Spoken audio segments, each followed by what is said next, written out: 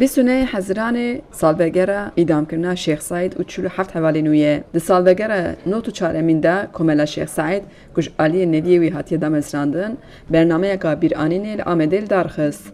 بسالانه که نویه نویل پی شوپا گوراوینه و گلک جران سریل دولت خسن لیتو برسوک ارنی بدست نخسن. دولت قد خد گلیگرنا جیه گوره. لی نویه شیخ سعید دبیجن او جیه گوره دزانن و دست نشاند کن که لسر گوره شیخ سعید و حوالی نوی آواهین لشکری هاتنا آوا کرن و نهاجی لوی تلی نخوشخانه کاتی آوا کرن. سروک کمال شیخ سعید و نویه شیخ سعید بحث که کو شیخ سعید جبو کردان چما گرینگه. شیخ سعید نتوی تی ifade dike hak و عدالت via ifade dike lehember zulm و zordesti serhildani ifade dike şugava ku Şeyh Said hukuk tamam mustadafan yani zayıfan neçaran muhafazavi ifade dike şu bu Kurdan serxabuni ifade dike.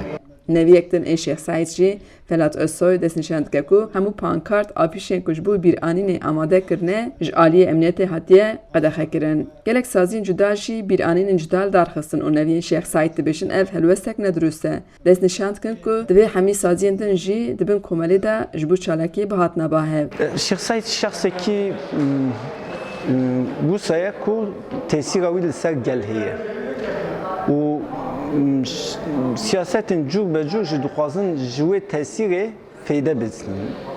Do mustazaf de kir bû Huda Park falan. Îro hinek saziyên Kurdan cuk be cuk çêkirûn. Agas ev ne durust e. Em wekî malbat, wekî komeleyên malbatên van şehîdan. Em kalikên xwe bibîrtînin û em dixwazin herkes li kêleka me be. Ev tişt nexe rojeva siyaseta rojane. Hareketa Şeyh Said Efendi د برنامه دا لسر رول و میسیون و کسایتی شیخ سعید جی پانلک چه بو. هر روزا جبو شیخ سعید و هبال نوی فاتحه جهاد خواندن کلام جهاد گوتن.